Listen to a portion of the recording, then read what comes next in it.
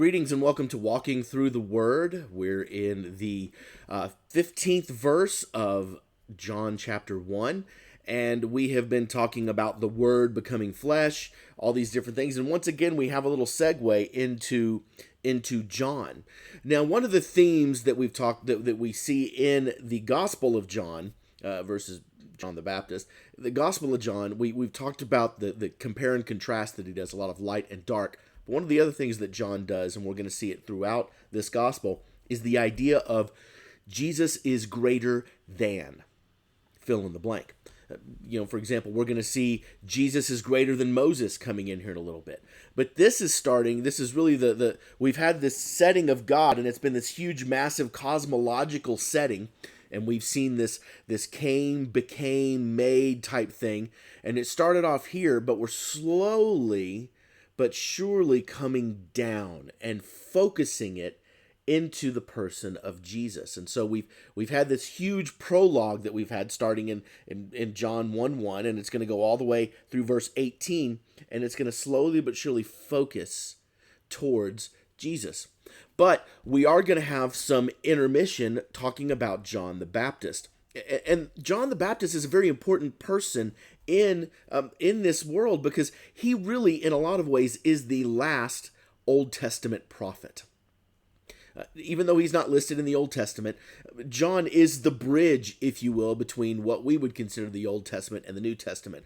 What would be the 1 BC to the 1 AD type thing. John the Baptist is that guy. He is the transition. He is the promise from Malachi brought forth in person that we now see as the forerunner of Jesus. But John himself recognizes his place. He recognizes that Jesus is greater. And we see that here in verse 15 when it says, John bore witness about him and cried out, "This was he of whom I said, he who comes after me ranks before me because he was before me." Now this might look like a Spaceballs conversation. I am your sister's cousin's brother's roommate. That kind of thing. What John is saying here is we got to remember that in Jewish tradition, and really in societies all throughout the world, people that were older than you were deferred to as superior. Not necessarily superior as in like I'm really better than you, but they were deferred to. In other words, if you were older, the other younger people deferred to you.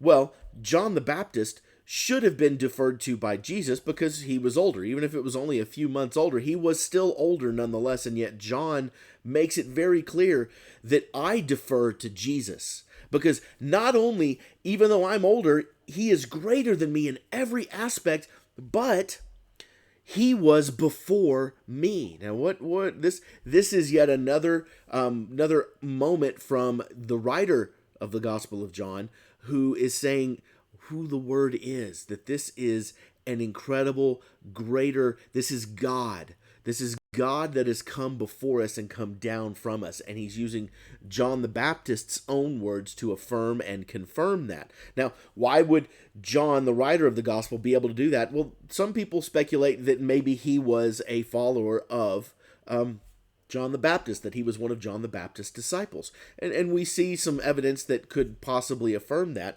But we know at the very least that he would have been familiar with John the Baptist and John the Baptist's teachings.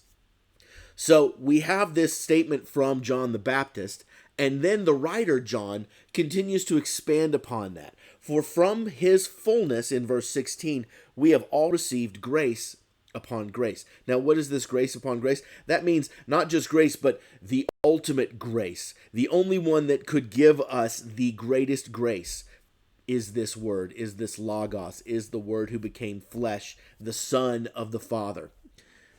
We are getting not just grace, but the fullness of grace, the full possibility of what grace could be. Up until this point, remember, there has only been a small little snippet of grace in humanity. We understand grace to an extent, but not to the extent that Jesus was going to introduce to us. And so he's saying, not only are you getting grace, but you're getting the fullness, the completeness of grace. You're getting to understand exactly what grace is supposed to be from the beginning.